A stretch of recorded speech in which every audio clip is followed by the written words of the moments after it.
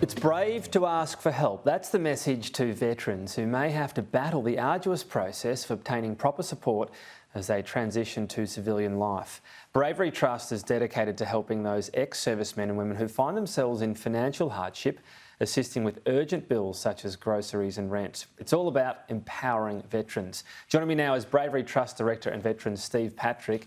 Thanks very much for your time. So this was started up a bit more than 10 years ago. What was the gap you were trying to fill here? Good morning, Tom. It's great to be here. Bravery Trust was established in 2011 to serve contemporary veterans. We had a big gap in conflicts between the end of the Vietnam conflict and the 90s and 2000s campaigns. There was a significant gap in age between those veterans of those earlier conflicts and the later conflicts. There is something like 40-odd thousand Australian servicemen and women who served in the Afghanistan and the Iraq conflicts. There's also a significant number who've served in the regional conflicts, East Timor and the peacekeeping missions, Bougainville, Solomon Islands, etc. BT was established to provide support to those contemporary veterans who may have slipped through the gaps of the existing schemes. Obviously, transition is never easy. Change is difficult in life, but this is a huge transition for people. And if it happens quite quickly with an injury, not only are you dealing with the injury, but suddenly you're in a situation you weren't really planning for. Is that the most difficult sort of cohort that you deal with? Look, there's about 5,000 or 6,000 ADF members who transition out of defence every year. The majority of those make the transition successfully and without any issues. There are two categories that probably are important here. One is the unexpected transition, so those members who might have been injured either physically or mentally. That transition happens quickly and without notice and without warning. All of a sudden they're out of an environment which they're used to and comfortable in, and they have to make a transition into civilian life, potentially with an injury, so they're behind the eight ball already. Secondly, for a lot of servicemen and women like myself who joined at a young age, I was 17 or 18 when I joined. I was, I was housed and fed and clothed, and I had all my medical and dental expenses looked after. I never had to get a Medicare card or do a lot of those things which are required in everyday life. When the transition happens, there's a knowledge gap there. What BT does is it provides services on two fronts. It provides that urgent financial assistance, a last port of call to keep the power on or to help with medical expenses or transport expenses. He has transitioned out of the defence.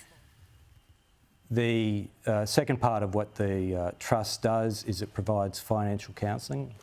So for those people like me who never had a credit card or Medicare card when I left defence, it provides a financial literacy program which can educate members on what they need to do to get along in life generally. I mean, it's a simple thing, but a bit of buy now, pay later, or a couple of credit cards, we can get ourselves into trouble pretty quickly.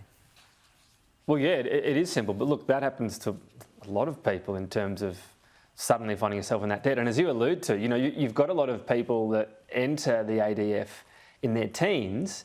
They might be coming out in their late 30s, and whilst all the services you spoke about would be great to have and to not have to deal with while you're in the ADF, to suddenly come out and be confronted with all of those responsibilities at the same time. That's what you're trying to avoid, I guess, people getting in pretty instant financial trouble as a result of just not having that financial literacy you talk about, and particularly now all the different debt products people can access. It's a bit of a dangerous temptation. That's right, and we have to remember as well that a lot of our members are coming out with mental health issues. We're getting more sophisticated in our understanding of mental health. We've come a long way in the last 40 or 50 years of our understanding about neuroscience and neurochemistry. We have a significant number of veterans who've done multiple tours, and there are latent mental health issues which are accumulating and often not manifesting until a long time after their service is complete. So when you combine those potentially significant issues with a sitting there at a latent level, along with, it's a complicated world. We're getting, phone text scams. We have these complicated financial structures. This is a lot to deal with. So what the Trust does is it helps out on that immediate front, and it provides that ongoing, once we've got over the immediate problem, it provides that ongoing counselling service. It's not only for the members, it's for their families as well. Often it's Mr or Mrs veteran who's paying the bills and keeping the lights on. So that service extends to their families. It can be as simple as renegotiating a phone contract or a power contract. It can be some debt restructuring advice. We work closely with the other ex-service organisations, the RSL, the VVCS, which I think has changed their name to Open Arms now, and try and provide an integrated service. As much as there's some immediate financial aid as a last kind of protocol.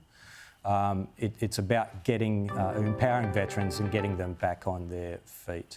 I can see there on the screen the Coles campaign. Coles Australia has been brilliant in supporting Bravery Trust in their campaign. 50 cents from every packet of Anzac Biscuit Sport goes to the Trust. It's a terrific service. I thank Coles for their valued support. Everyone likes an Anzac Biscuit. Get out there, buy a packet, and that money goes towards supporting veterans. There you go. Yeah, look out for the signs, and good time of the year to tuck away a couple of Anzac biscuits. Steve Patrick, thanks for your time. To find out more as well, you can head to braverytrust.org.au. That's braverytrust.org.au. If this story has raised any concerns for you or loved ones as well, please call Open Arms 1800 011 0466. 046, I should say. There's also Lifeline on 13 11 14. So those numbers there on your screen, websites as well for those last two organisations. Just look them up.